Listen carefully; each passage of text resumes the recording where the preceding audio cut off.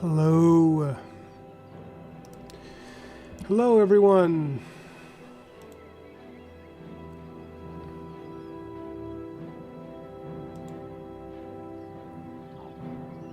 Welcome.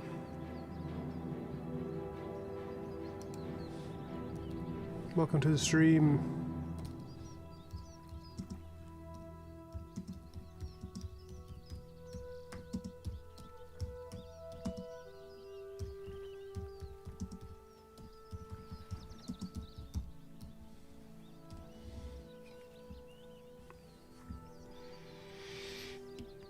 How you guys doing tonight? How's your week been? Hey, what's up, Madara? We got Madara, Nim. What's up, Lone Wolf? Wow, a lot of people. Edgar, it's been a while, man.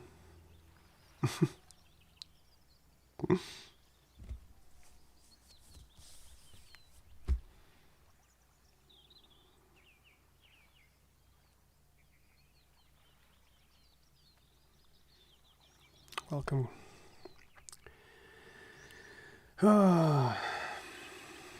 Okay. So, I'm just waiting this week on letters from the letterist for Black Marrow 2. And I think this weekend I'm getting the next batch. He sent the first 15 pages and they look just perfection. Next 30 pages or so are coming this weekend, and I think we have the last 25 pages, which hopefully will be by the end of next week. And then I can get the print copy done. I don't know, man. I really want to be able to launch like right at the end of February, but it might get pushed to like March 1st or 2nd, which, you know, is a little bit of an annoyance, but it's just the letters are taking a little longer than I expected, and I think it's because it's a very talky issue. It's very wordy. Lots of this. Edgar. Oh man, it's been a while since I've seen you, man. I did miss you, it's true.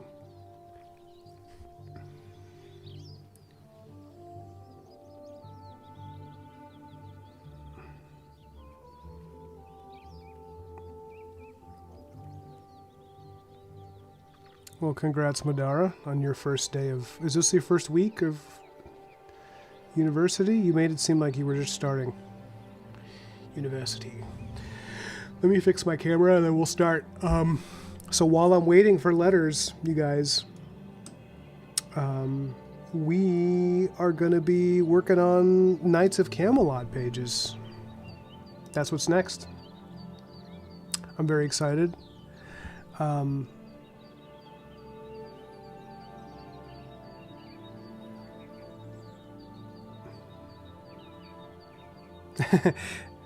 It's not awesome that some things in college are your fault, Madara. That's not what you meant. All right, we got... so right now, what's going on is this. Anybody who was waiting for me to start drawing, I'm sorry, just give me a second. So we have about 25 pages of art in the can for Knights of Camelot, and the book is going to be about 30 pages, I think, not including extra features and stuff.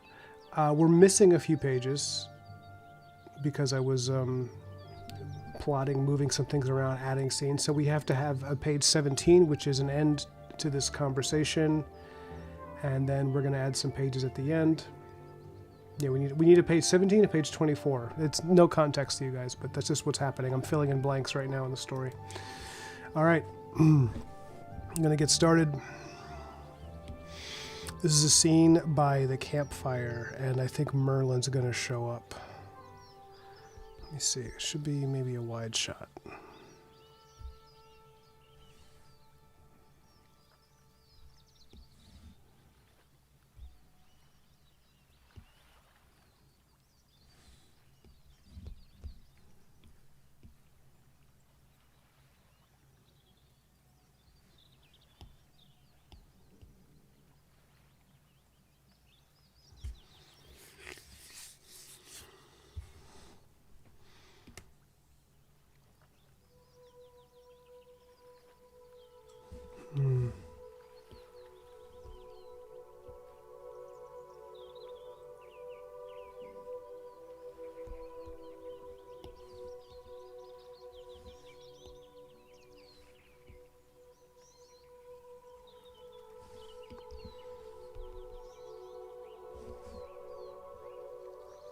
Yeah, I think it should be better like that.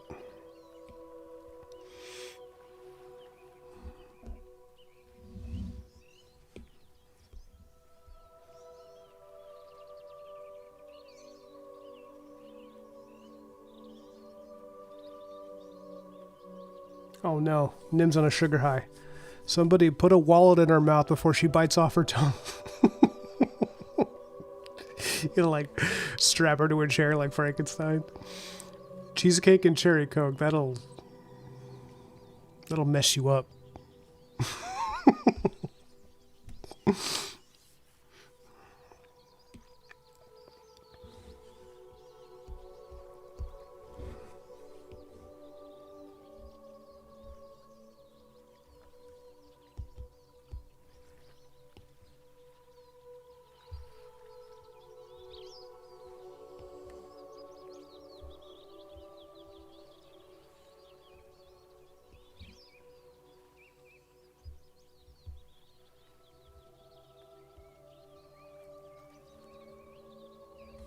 Okay.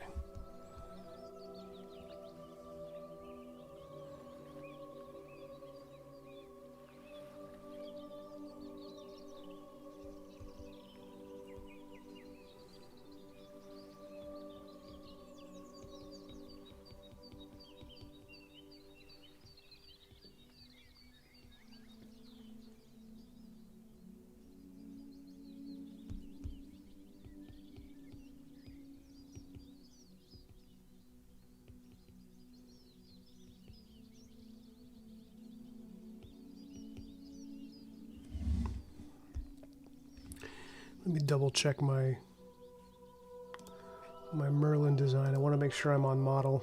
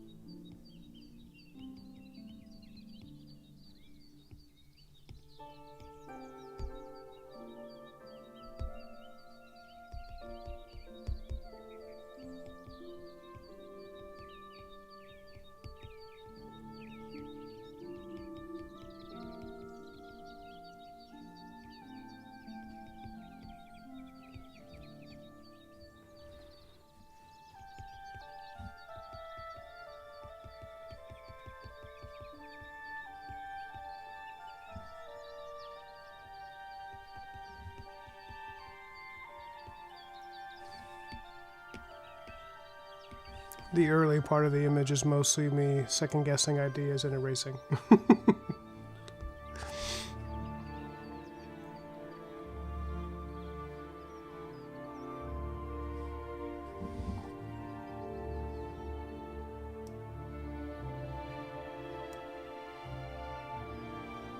Oh, happy birthday, Nim! You should have told, maybe you said in the Discord, congratulations, happy birthday. 36, that's a good year. Oh man, I love Hawaiian pizza.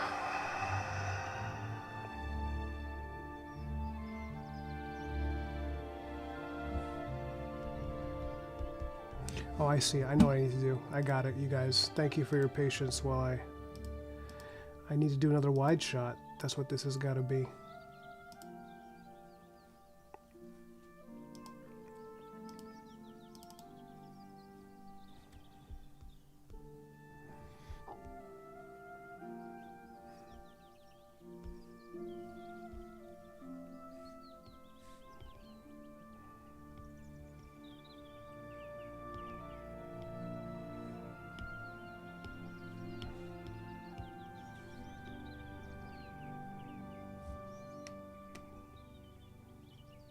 I gotta say, Nim, I also thought you were younger than that. I don't think that's just flattery. I actually am quite surprised that that's your age.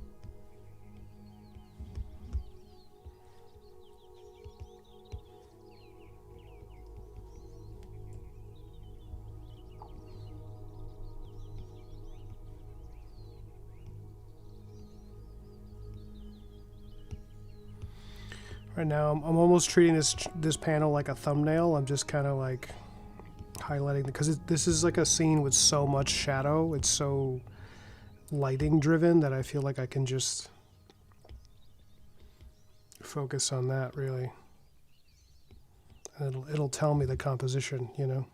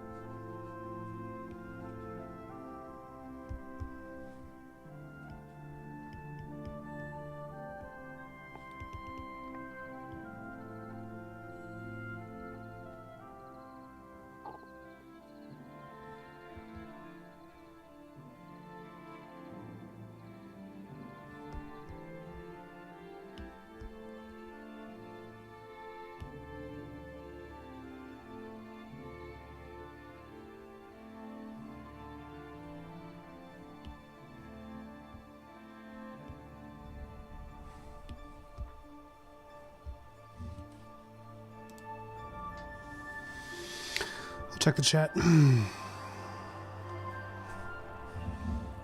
Hey, what's up, BB? How you doing, man? Wow, we got a lot of people tonight. Usually Fridays are pretty slow, but I usually only get like 3 of you.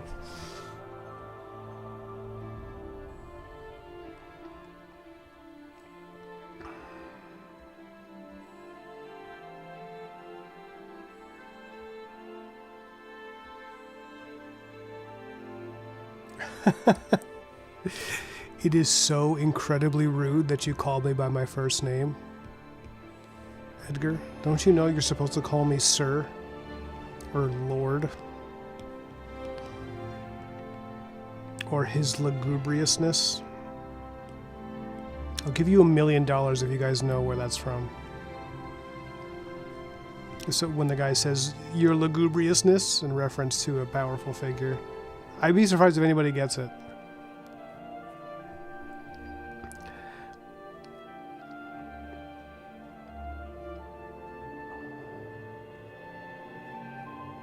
I'm sorry it's so late, Madara. I'm going to encourage you to go to sleep. I'm sorry. I'll try to do streams that are not in the evening sometimes for the people who are, you know, in other time zones. I'm sorry. It's just hard. It's been hard this past week. To, like, there's a lot of life stuff going on I can't get into, and we also have the book, you know, the lettering, and in order to pay for the lettering, I'm doing freelance stuff, and some of that stuff is NDA, so it's like I don't know how much of it I can show, and you know,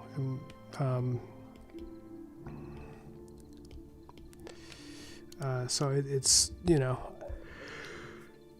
so sometimes I can only really stream when it gets to be like after 6:30 or 7 o'clock here, because that's when I'm typically done with some life stuff and some client work stuff, you know.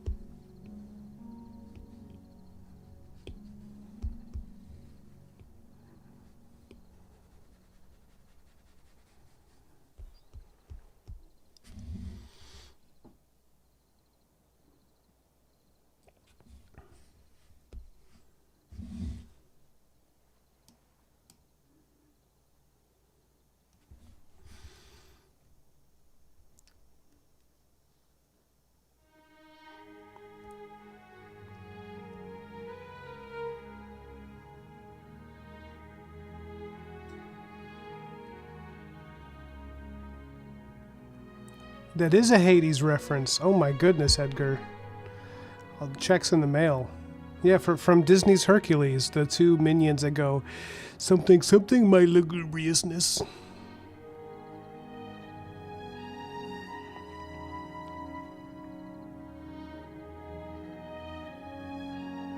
Oh, you saw it when it came out in theaters? That's cool.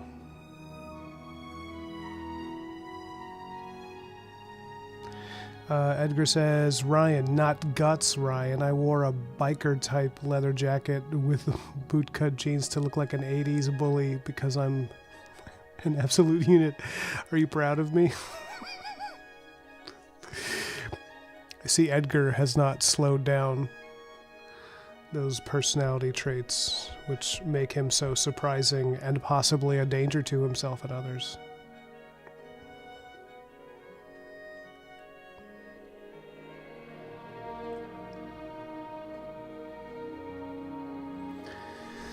All right.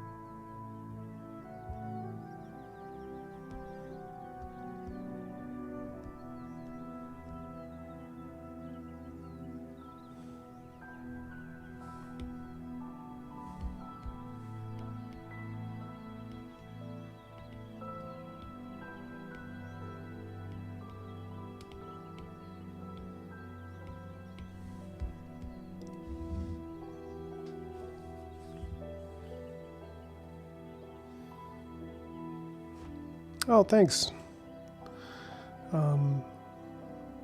Let's see. Edgar says, I love the way you're drawing that face, Guts. Thank you. Yeah, you mean this guy? Sir K. He's looking very very anime, which I'm not mad about.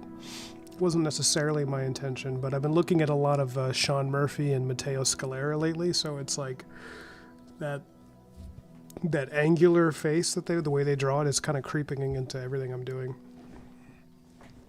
I've also well, I don't have them with me, but I was working on sketch cards today too, or ink illustration cards, 6x6, for my art dealer. He sells them for like $50 each, and he was like, get me like 10 of these, because people really like these small sketch cards, and sell them for 50 to 75 for original art if you're like a known name. And you know, he was telling me, people love them. So, because I'm usually working big, you always see these things I'm doing. You guys see them, the watercolor paintings and stuff, and those they sell, but they take some time, and then I'll move one or two, and they sell for like $400 to $700. But the sketch cards he was saying are just like really popular right now. So I was like, okay. So I'm drawing a bunch of. I'll post them to the Discord. Right now I'm doing the Sinister Six. So I did Spider-Man, and then I did Green Goblin, Doc Ock, and Mysterio. And I think I'm gonna do Kraven, Electro, and who's the sixth one? Sandman. The Sinister Six though kind of changes every time though, right? It's not always the same crew, I believe.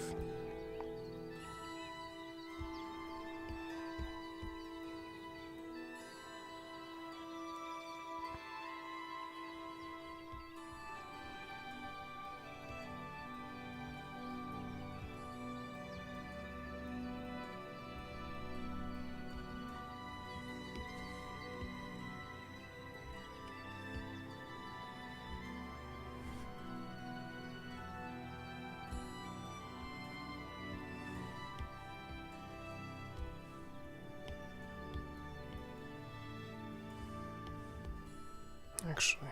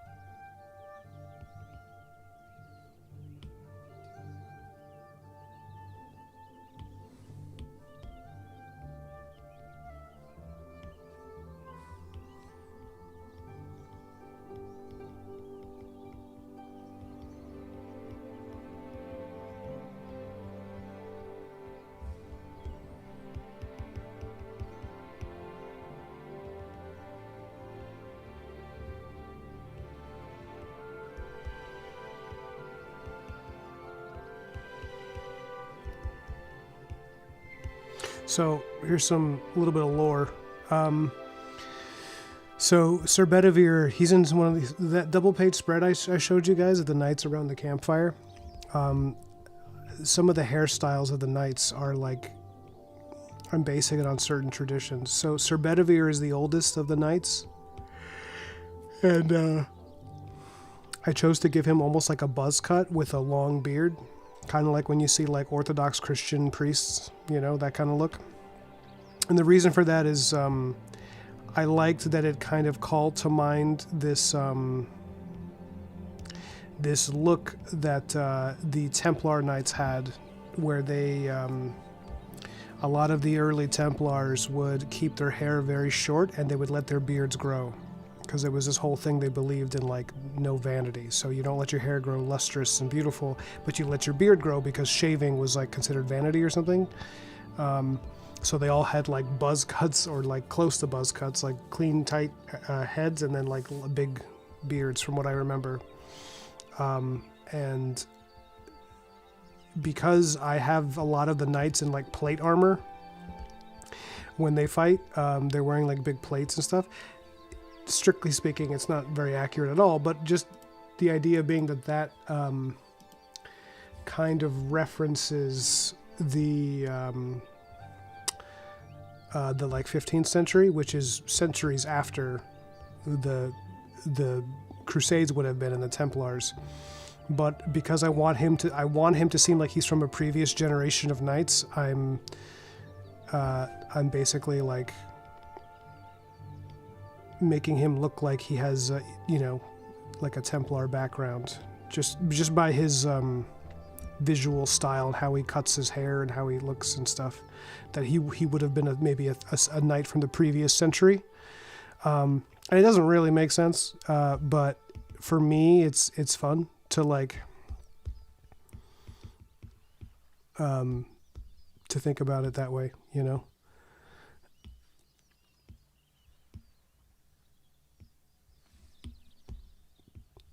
It's also why of the knights he seems to have like a little more plain colors than the others.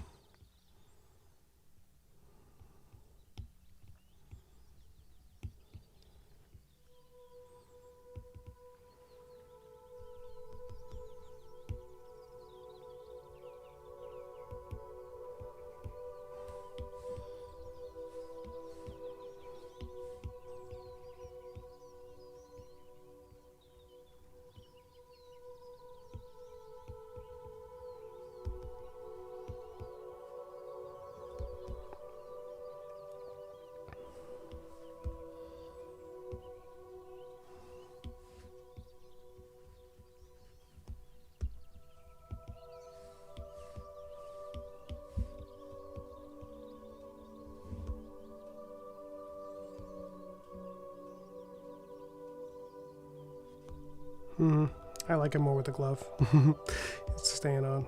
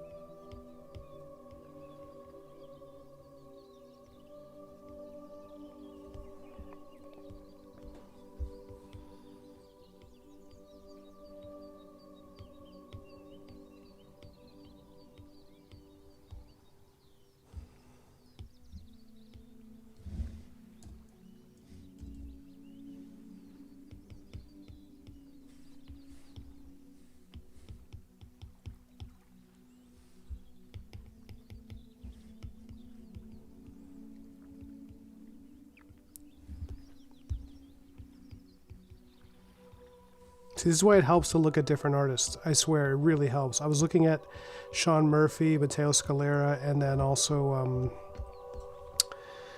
why am I blanking? Also, Dan Warren Johnson, and immediately, like, started incorporating some of the things that I was seeing there.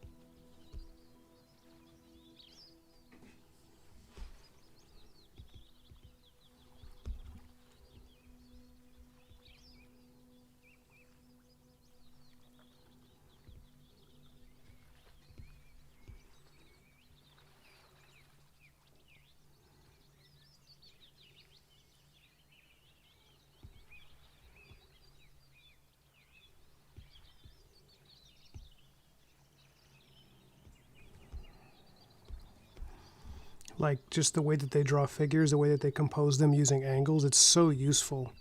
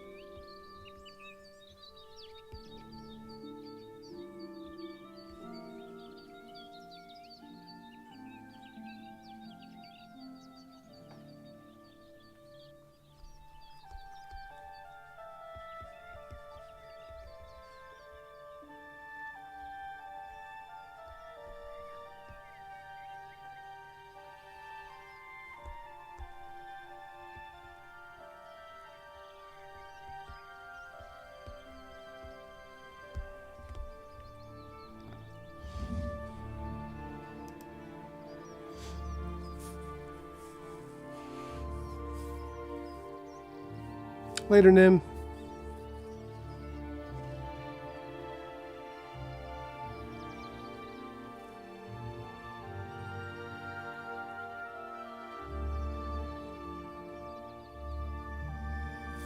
Ooh, what kind of pizza?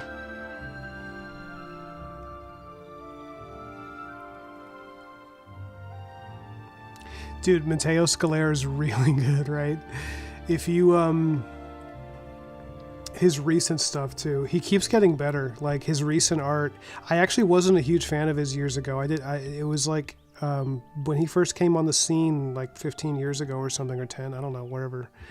I thought he was okay. I thought that there was definitely like some good storytelling, but I thought it was a little bit, it seemed a little bit reliant on the mess to justify itself a little bit or something. I don't know. For some reason, it just didn't gel with me quite in the same way Sean Murphy did.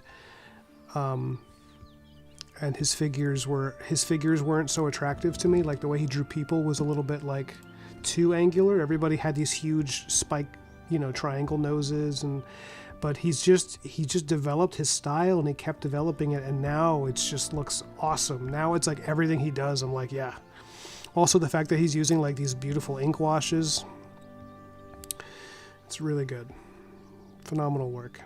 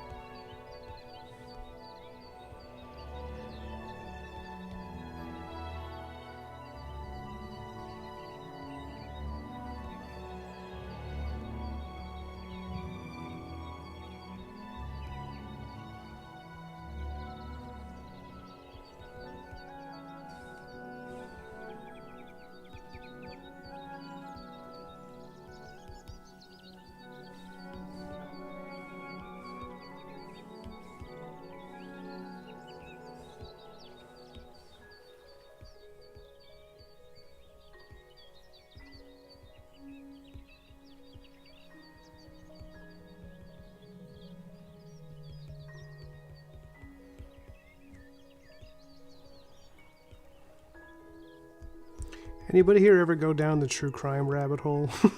Because I did recently. It's very entertaining at times, and then you always wish you didn't do it. It's always like watching tons of YouTube videos while I'm working, and then I'm like, whoa, this is like pretty fascinating how they catch these. And then you just start, then you witness enough horrific people like getting caught doing disgustingly evil things, and you're like, okay, all right, that's enough internet for me this month.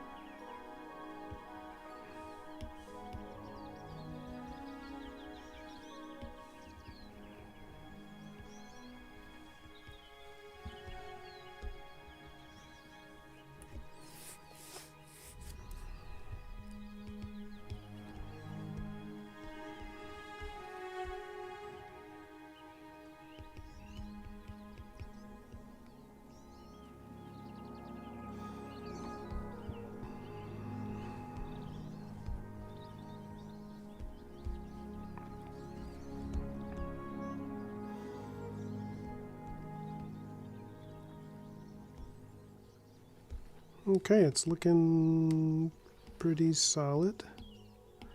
I like it. I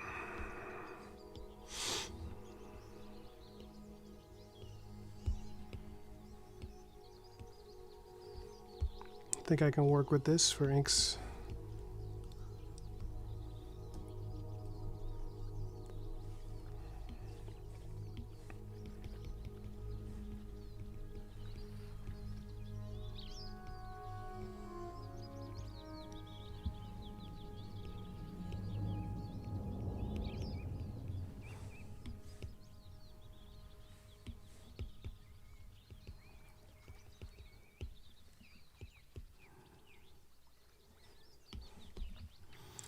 Worried his neck looks a little stiff.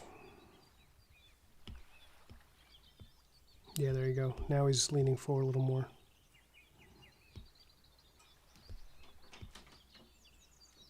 It was sitting a little too far back.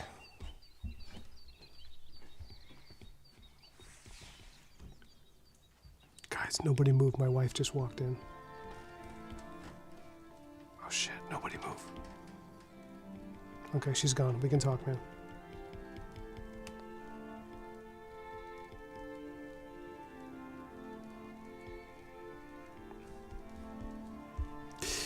Okay. All right, we have our sketch layer.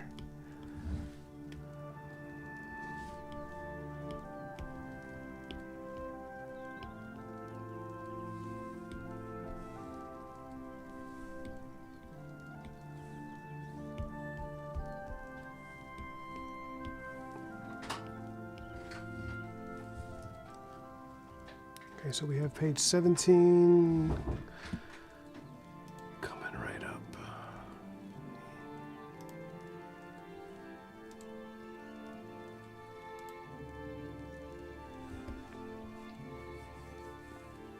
Oh, I wasn't even thinking of the Epstein thing, Broken Blade, as a true crime thing that I was getting into. That I am learning a lot about it, mostly because it's all over the news.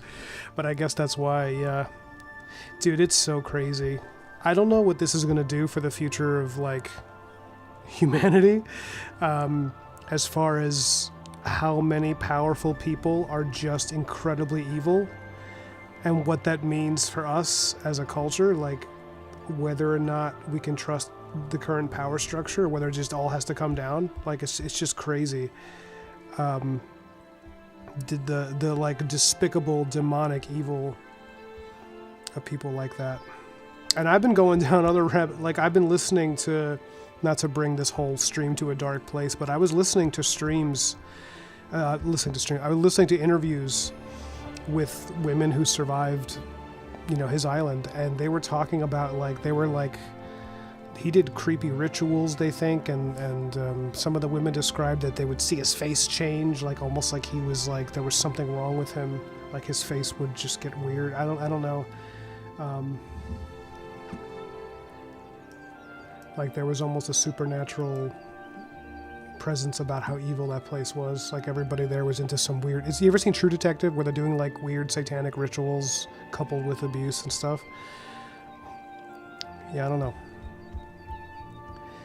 I am open to the possibility of that, honestly, after seeing some of this crap. Yeah, you heard that too, Broken Blade? Yeah, where the woman's talking about how during some of their time together, their sessions, whatever you want to call it, of his disgusting stuff he would do, she said that she saw his face get all weird, and that happened a few times. And she was saying how, like, she's like, yeah, I suspect there were rituals, but, like, I don't want to know, because I think if I did know, I would have died. Like, she wouldn't have survived if they had, I don't know how I can put it. I don't know how much of this I'm even allowed to address on a stream. I don't want to get taken down.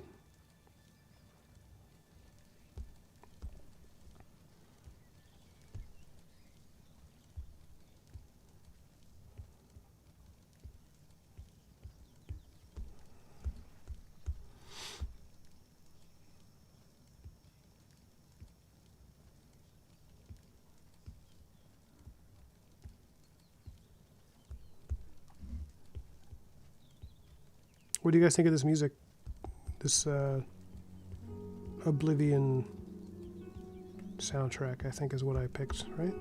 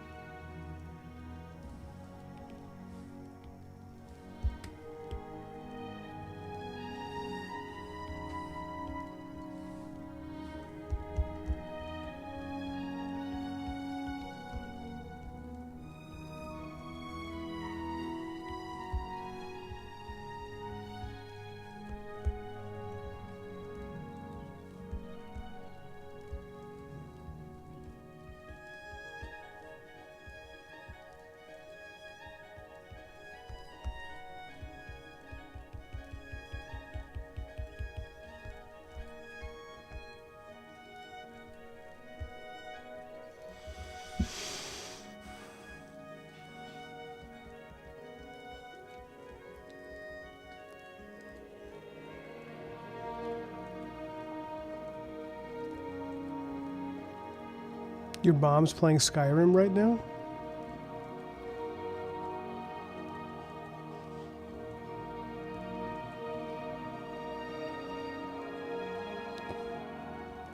I'm talking to you, Lone Wolf. Is that a typo?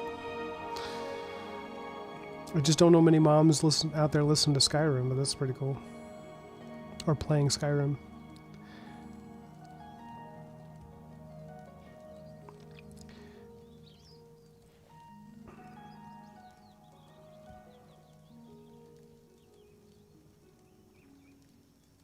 I've never seen that anime, Broken Blade Tekken. I can't even say it.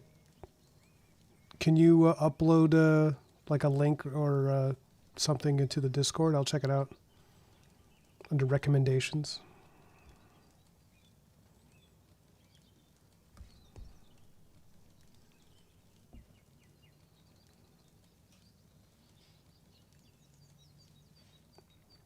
How old is your mom if she's playing Skyrim?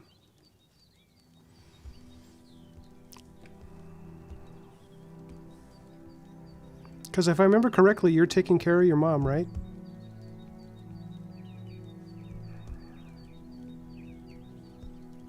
I think that was you that told me that you were taking care of your mom, I believe. And if it's not you, I'm sorry. Sometimes I get confused. Your mom's 67.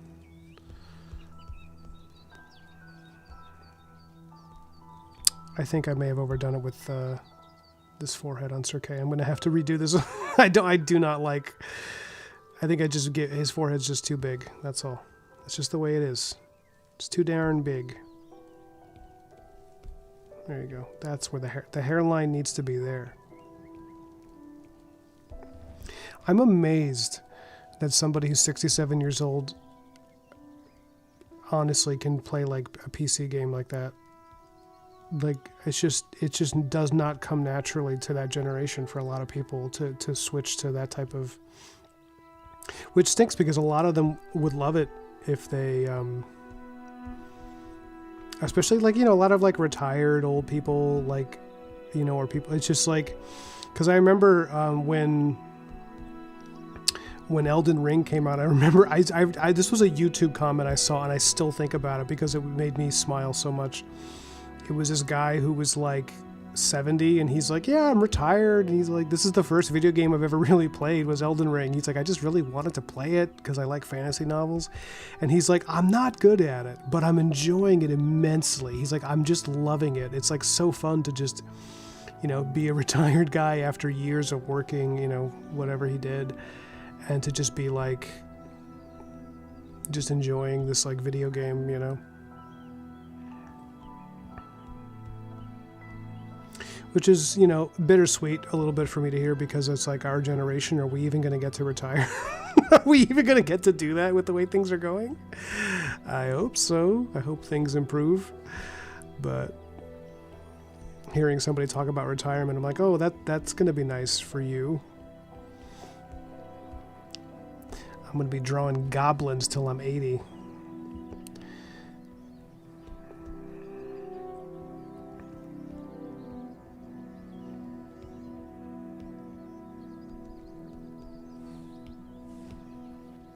It's very admirable, Lone Wolf, that you take care of your mom like that.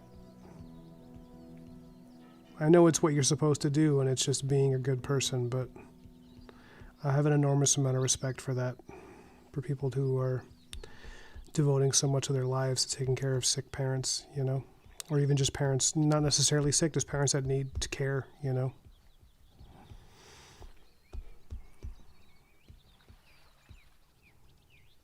W's in the chat for Lone Wolf.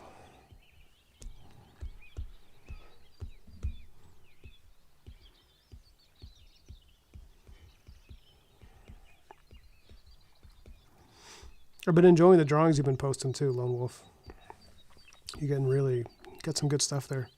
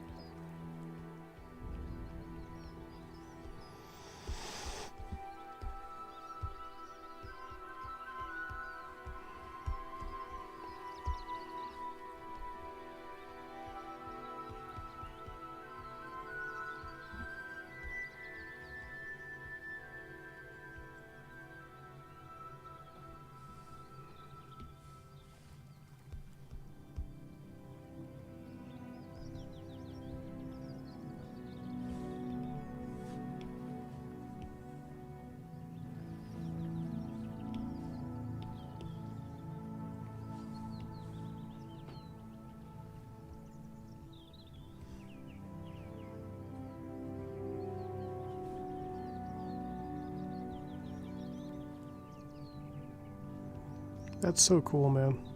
What other games does your mom like? Like, I'm really interested in what other games appeal to someone of that age.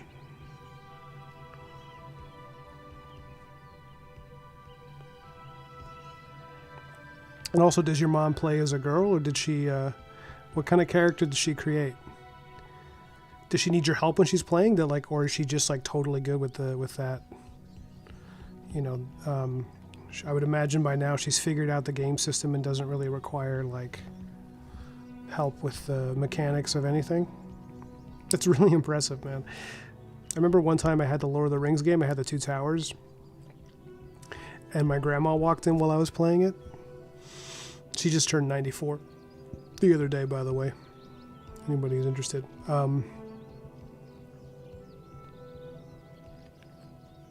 And my grandma walked in. This is like 20-something years ago. She walked in when I was playing the Two Towers video game, the one that came out with the movie. And she was like, oh, I was like, you want to try? She's like, okay. And she just like started messing around with it. And I realized she had such good coordination. Like, she was picking it up fast. And my grandfather, her husband, rest his soul, who was a radio man in World War II, who like actually fought Nazis. Like, he had a hard time with the game. He couldn't figure it out. He was like, I can't do this.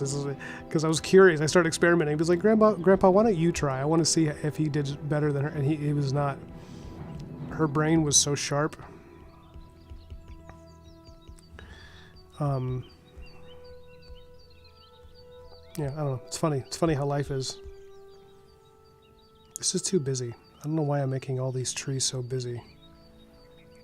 I should stick to solid shapes. It's much more effective for what I'm trying to do.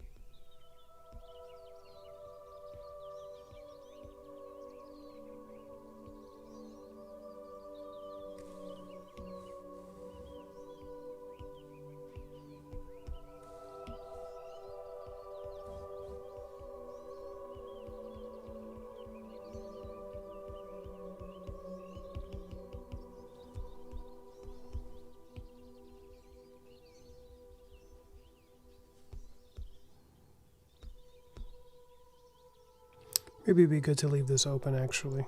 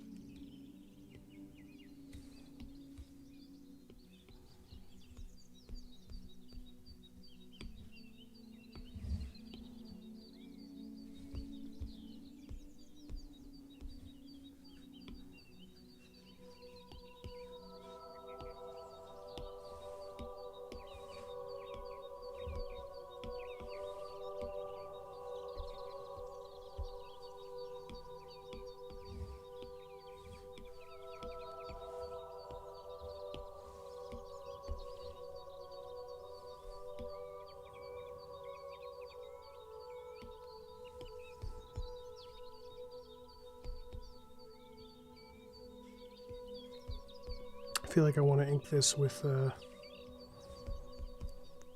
syrup pen instead.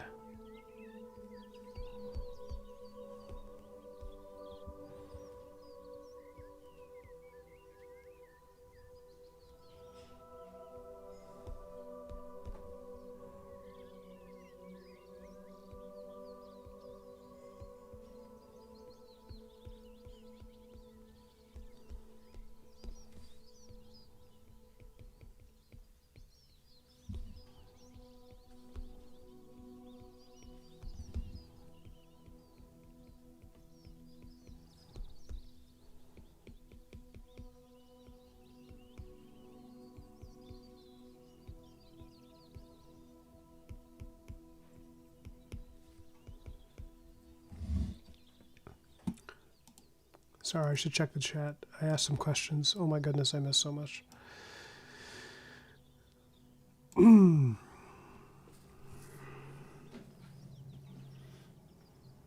That's cool, Madara.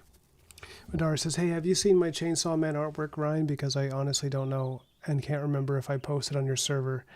I think you posted a work in progress of one of them that I saw where you were redoing, it was the cover for Spider-Man? Like one of the old Spider-Man covers, and you were redoing it, I think, as a Chainsaw Man. It's a good idea. But I didn't see the finished product, I don't think.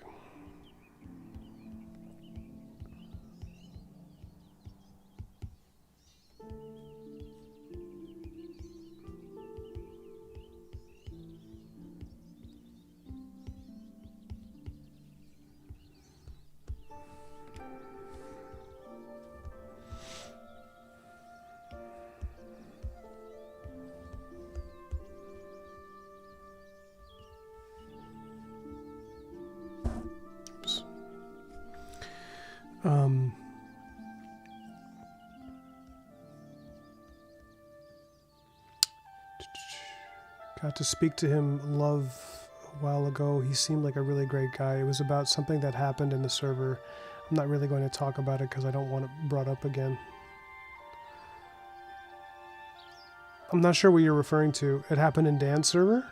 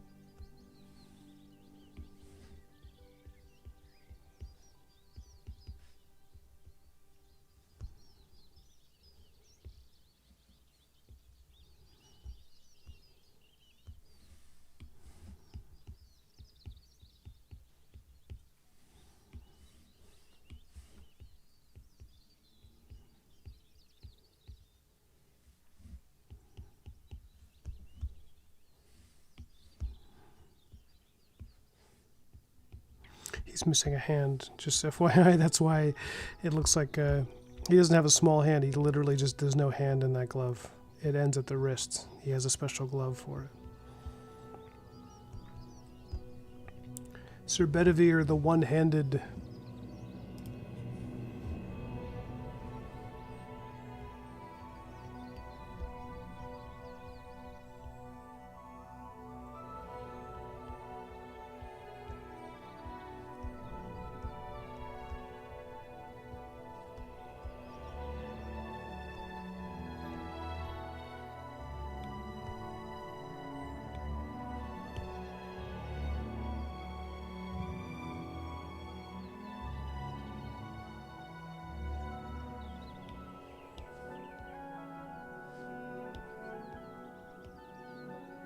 Need to bulk him up a little bit. There you go.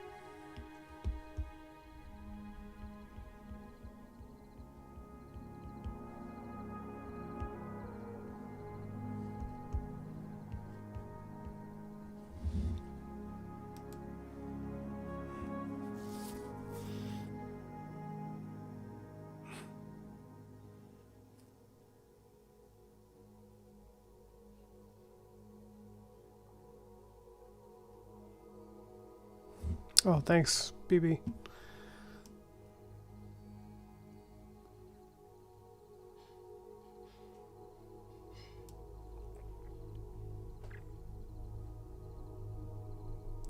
Oh, T.S. Carson would be a great spawn.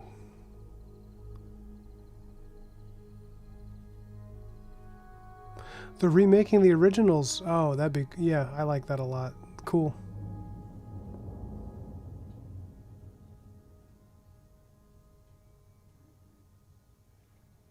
I've never read or watched the Vinland Saga, but I've heard it talked about quite a bit.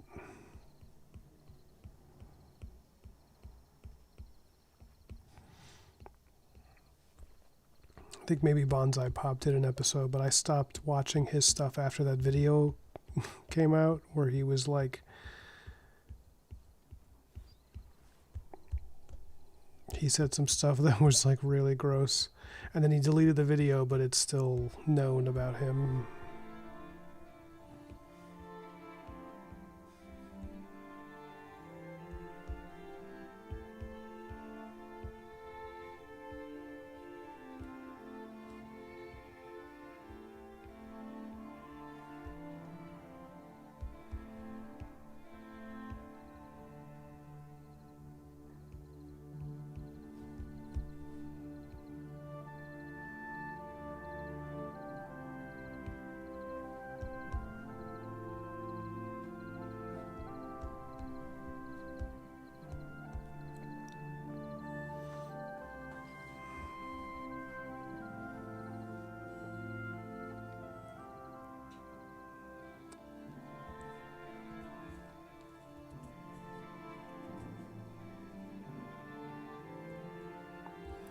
Oh, I don't care, Madara. You can talk about what you want. I mean, so long as it's not like gossip about anybody we know, I don't really care.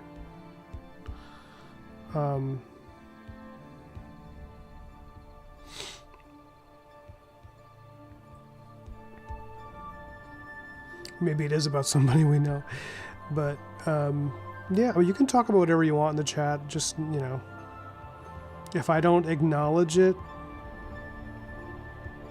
it's because I don't want to give voice to it, but I am kind of curious what you're talking about.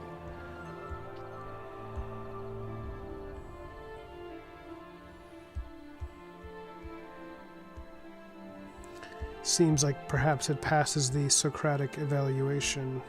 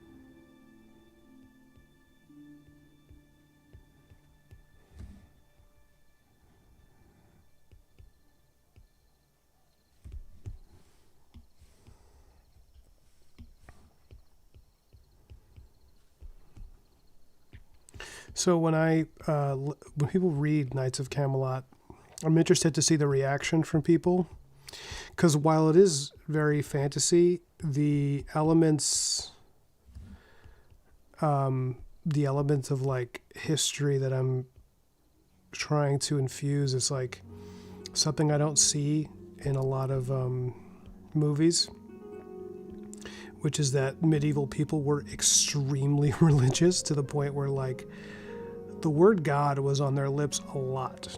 In an argument, in peace, in everything, they were just constantly invoking and talking about God, and I'm interested in that because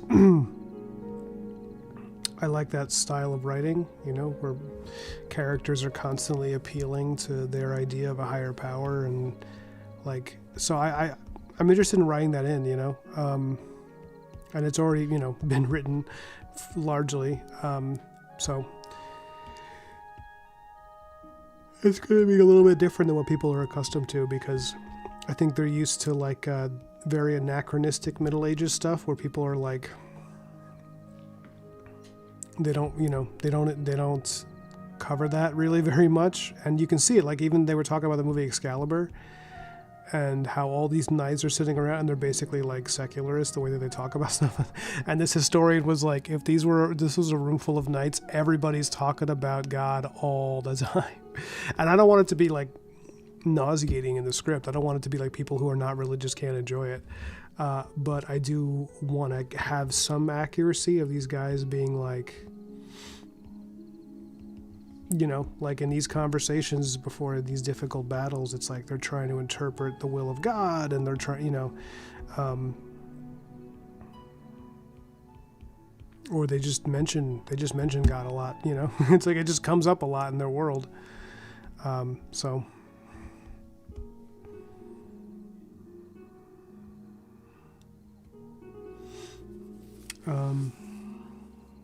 wow, I've already been doing this an hour and 20 minutes. Oh, thanks, Madara. No, don't worry about it. I went live right when Johnny Pearson went to sleep. Well, it's a good thing Johnny doesn't sleep.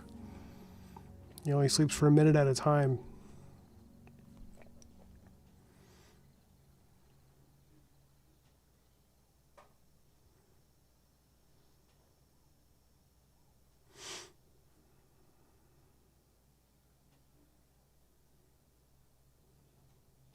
You should go to sleep then. Yeah, I know it's really late over there, man.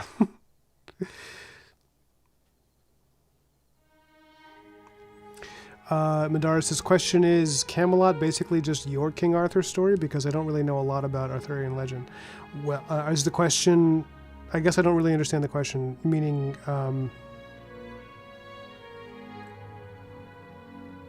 is it just my king? Or like, meaning...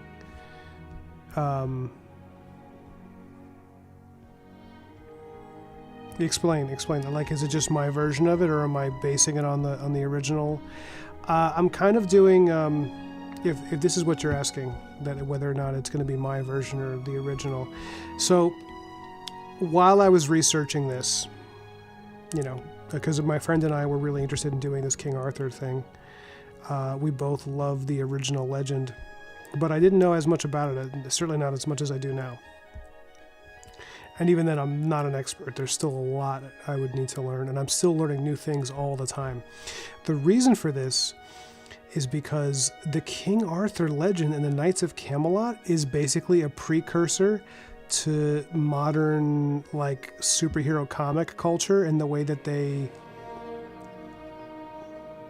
Let me not block that in. I want to paint that in the way that they handled the legends. Because it's like... over the course of many centuries, right? It's like, you know, somebody writes a version of the legend, or they write about a particular group of the knights, and then someone else picks it up centuries later and they keep expanding it. And it was popular for a long time, and a lot of different writers and artists and everyone came together. And it's basically a precursor to how we are with comics now, where, like, how many different people have tackled Batman? How many different versions of Batman are there? And it's basically kind of what King Arthur is. It's like the whole legend. It's like the basic idea of it was like superhero king and like a bunch of knights of the Round Table who are all like superhuman knights who travel around England fighting giants and dragons and witches and stuff in the name of the king and in the name of Christendom or whatever. And although the original legend is pagan, before the Christians kind of turn it into their own thing and in my opinion make it a better story.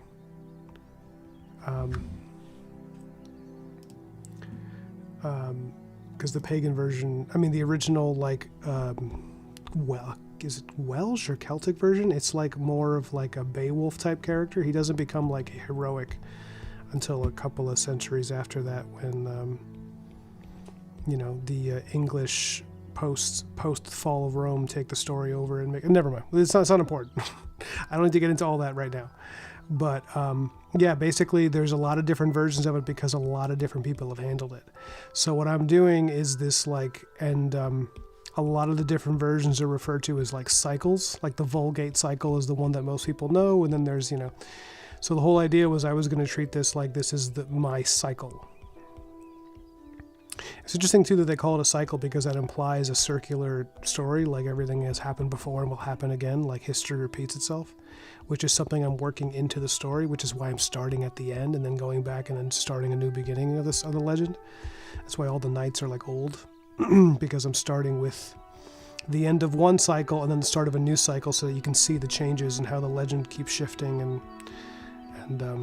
that's why it's beginning with the last battle of Arthur, where he's gonna fight Mordred to save his kingdom in this big epic battle at Camblin. But yeah, no, it's essentially my version of it. It's like taking elements of the legend that I really like and then making it fit within my paradigm, which is like comics. So that's why it's visually like really nutty looking. The armor is really colorful, and it's just doing everything I can to like rope people in with the art. Trying to cast a broad web.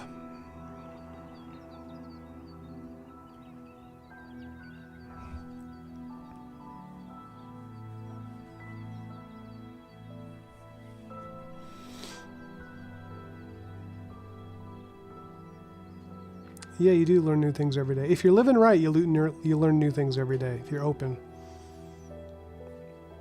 Oh, Journey to the West is crazy. Yeah.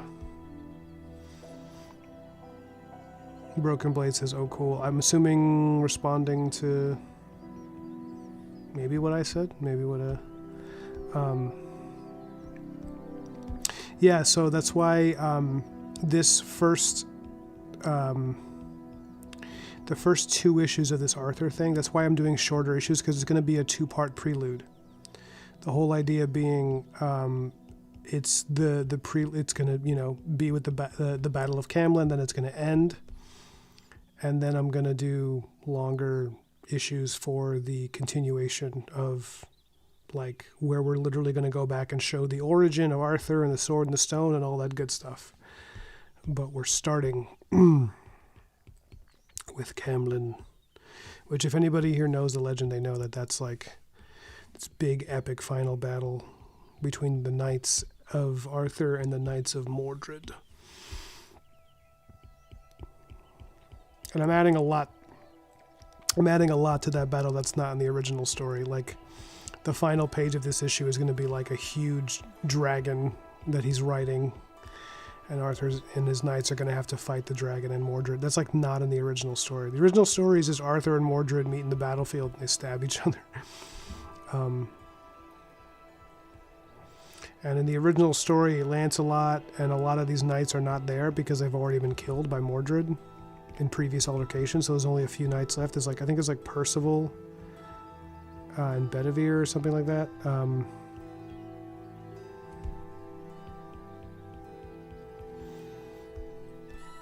But I really like the Borman's Excalibur movie from the 80s because he has some good stuff there. He's got, like, you know, and he made changes too, and I'm kind of taking elements of his story and combining it with my own, and because I like what he did where he had Lancelot make this badass entrance in the final battle, so I wanted to do that too. And a lot of this discussion by the campfires, the knights being like, yo, are we gonna try to get Lancelot to show up? And someone... That's why he's so mad. He's like, no, I hate that guy. And you'll see why they hate him. If you don't know the legend, you'll see why.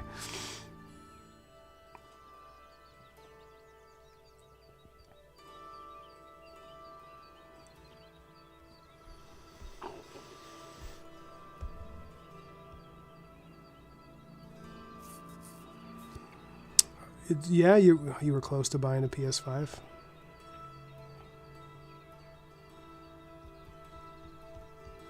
Well, if you do, I can recommend some games. Some funny games.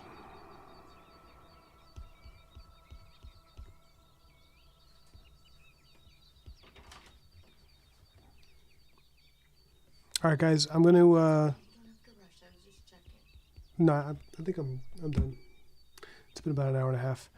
All right, guys, I'm going to close out the stream and get on with my night. I'm feeling a little sleepy. We had a long day, so I think we want to chill. All right. You can hear my wife yelling at the cat. The cat definitely got into something. He got into the food. All right, guys. Have a great weekend. Unless I see you again this weekend. But I'll be in the Discord, if not on another stream. I love you. God bless you. Thanks for showing up. And, yeah, have a good night. Get some rest. Johnny, go to sleep. Madara, go to sleep. Lone Wolf, baby. Love you guys. Love to all.